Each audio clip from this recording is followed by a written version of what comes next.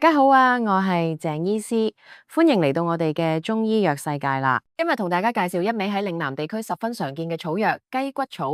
喺廣東呢邊，好多人中意用雞骨草煲湯，覺得佢對身體好。究竟雞骨草有咩神奇之處呢？今日就帶大家深入了解下雞骨草嘅品種來源、性味歸經、功效主治，仲會介紹4個簡單易做嘅藥膳食療同埋煮法。最後都唔會忘記講下佢嘅副作用同邊類人唔適宜食用。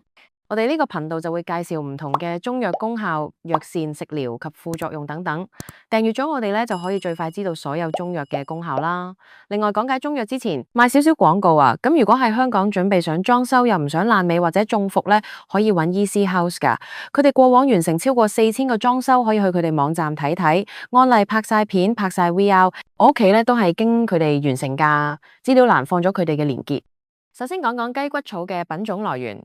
雞骨草係豆科植物廣州相思子嘅乾燥全株，佢嘅學名係 Abrus Pulchellus subsp. Cantoniensis Hansfordi C。雞骨草呢個名好形象，你睇佢嘅主根形狀好似雞骨蛋，質地又堅硬，所以就叫雞骨草啦。除此之外，佢仲有黃頭草、大黃草等別稱。雞骨草主要分布喺我國南方地區，好似福建、廣東、廣西、江蘇、江西等地都有。佢多生長喺山地或者曠野嘅灌木林邊。雞骨草係一種藤本植物，植株一般比較纖細。佢嘅莖係草質藤本，嫩莖有毛，老莖無毛。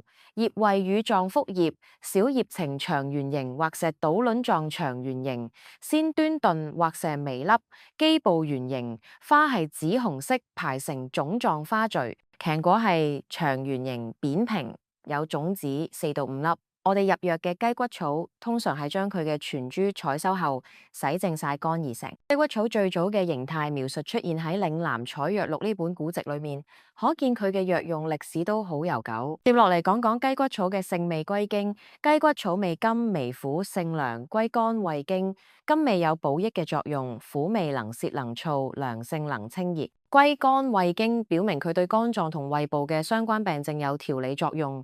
呢種性味歸經嘅特點決定咗雞骨草嘅功效同應用。講到雞骨草嘅功效，主要有利濕退黃、清熱解毒、疏肝止痛。先講利濕退黃，雞骨草可以清熱利濕，對於肝膽濕熱鬱精引起嘅黃疸有消退作用。黃疸嘅症狀就係皮膚鞏膜發黃，雞骨草通過清理肝膽濕熱，幫助身體恢復正常。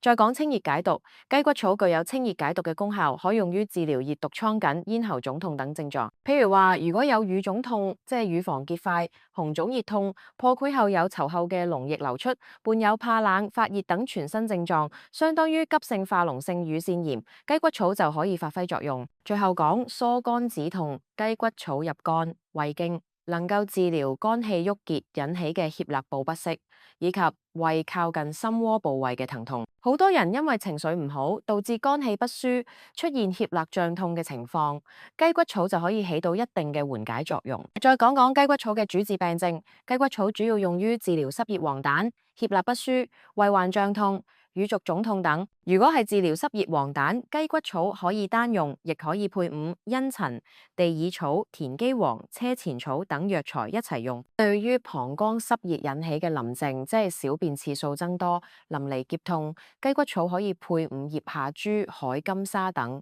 要是遇到乳腫痛或者跌打乳痛嘅情況，常用雞骨草鮮葉搗爛外敷。而對於肝氣鬱結引起嘅脅肋不適、胃靠近心窩部位疼痛以及關節疼痛，雞骨草可以兩面針、救必應等同用。雞骨草除咗可以入藥，仲可以製作成好多種美味又有益嘅藥膳食療。下邊介紹4個簡單易做嘅食療方同煮法。第一個係雞骨草豬環豬湯，材料有雞骨草30克、豬環豬1條、蜜棗2個、生薑3片。做法係淡嘅，先將雞骨草洗淨，浸泡15分鐘。豬環洗淨，切去白色嘅筋膜，飛水後撈出，將所有材料放入砂鍋中，加適量清水。大火燒開之後，轉小火煮一啲5到2個鐘就得啦。呢個湯有清熱、利濕、疏肝健脾嘅功效，好適合濕熱天氣飲用，能夠幫助身體去除濕氣，緩解身體嘅疲勞。第二個呢係雞骨草紅棗茶，材料有雞骨草15克、紅棗5粒。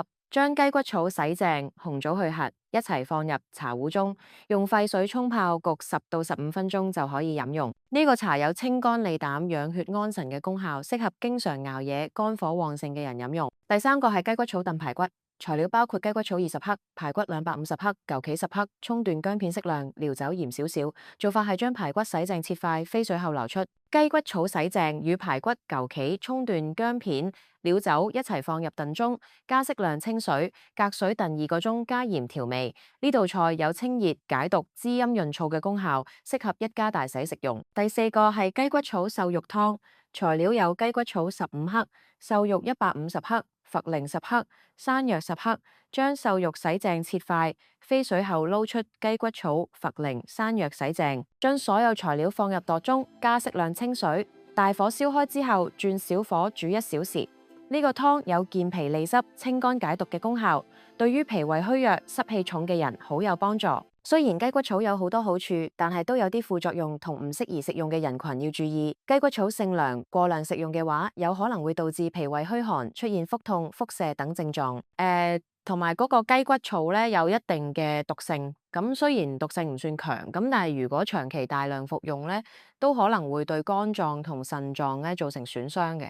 唔適宜食用雞骨草嘅人群主要有虛寒體弱者，因為佢哋本身陽氣唔足，雞骨草嘅寒涼之性會加重佢哋嘅虛寒症狀。孕婦都要慎用雞骨草，因為目前冇足夠嘅研究表明雞骨草對胎兒冇影響。